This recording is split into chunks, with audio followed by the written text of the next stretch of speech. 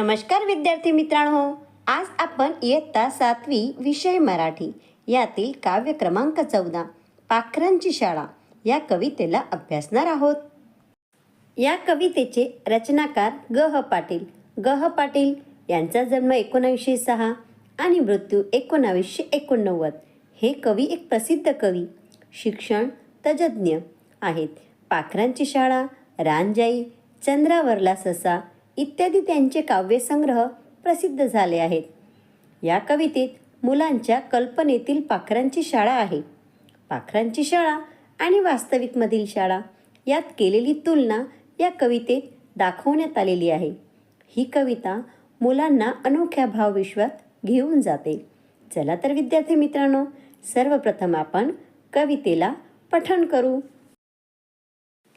पाखरांची शाळा भरे पिंपळावरती, चिमण्यांची पोरे भारी गोंगाट करती. पाखरांची शाळा भरे पिंपळावरती, चिमण्यांची पोरी भारी गोंगाट करती. उतरते ऊन जाते टळूनी दुपार, पारावर जसा यांचा भरतो बाजार. बारा खड्या काय आई घोगती अंगणी, उजळणी म्हणती काय जमुनी रंगणी.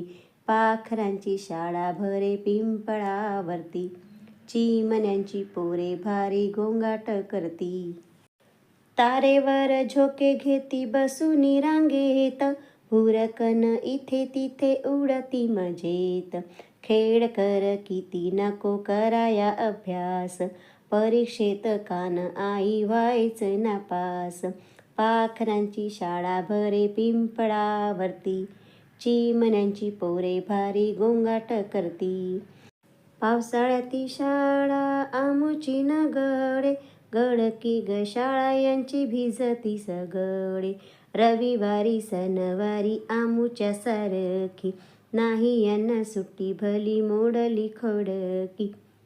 पाखरांची शाळा भरे पिंपळावरती, चिमण्यांची पोरे भारी गोंगाट करती. यांच्याहून आम्ही आई शहाणे नव्हे का, गप्प शाळेमध्ये कधी धरती नव्हे का. होतो पास आम्ही देती दीपोटी बक्षीस, मौज काय सांगू मिळे सुट्टी ही शाळेस. पाखरांची शाळा भरे पिंपळावरती, चिमण्यांची पोरे भारी गोंगाट करती. चिमण्यांची पोरे भारी गोंगाट करती. अशा प्रकारे बालमित्रांनो, आपण कवितेचे पठण केले, तिला चालीने म्हटले. याहून अधिक गीत संगीतमय चाल आपल्याला अभ्यासायची असेल तर यूट्यूबमध्ये पाखरांची शाळा सर्च केली की सुंदर आवाज आणि संगीतबद्ध रीते ही कविता आपल्याला ऐकायला मिळेल. चला तर विद्यार्थी मित्रांनो, आता आपण कवितेचा भावार्थ समजू. पाखरांची शाळा भरे पिंपळावरती, चिमण्यांची पोरे भारी गोंगाट करती. भावार्थ: पिंपळाच्या झाडावर पक्ष्यांची जणू शाळाच भरलेली आहे असे वाटते. लहान चिमण्या सतत किलबिलाट आवाज करीत असतात. उतरते ऊन जाते टळूनी दुपार, पारावर जसा यांचा भरतो बाजार. टाळूनी म्हणजे काय मित्रांनो, तर टाळणे. भावार्थ: दुपारनंतर ऊन उतरत जाते, संध्याकाळ होताच पारावर जसा पक्ष्यांचा बाजार भरला आहे असे वाटते. बारा खड्या काय आई घोकती अंगणी, उजळणी म्हणती काय जमुनी रंगणी. शब्दार्थ: गोकती म्हणजे पाठ करणे, रंगणी म्हणजे खेळण्याची जागा. भावार्थ: कवी गमतीने विचारतो, हे पक्षी एवढा गोंधळ का करत आहेत? ते जणू अक्षरांची बाराखडी शिकत आहेत किंवा उजळणी करीत आहेत असे वाटते. तारेवर झोके घेती बसूनी रांगेत, भुरकन इथे तिथे उडती मोजेत.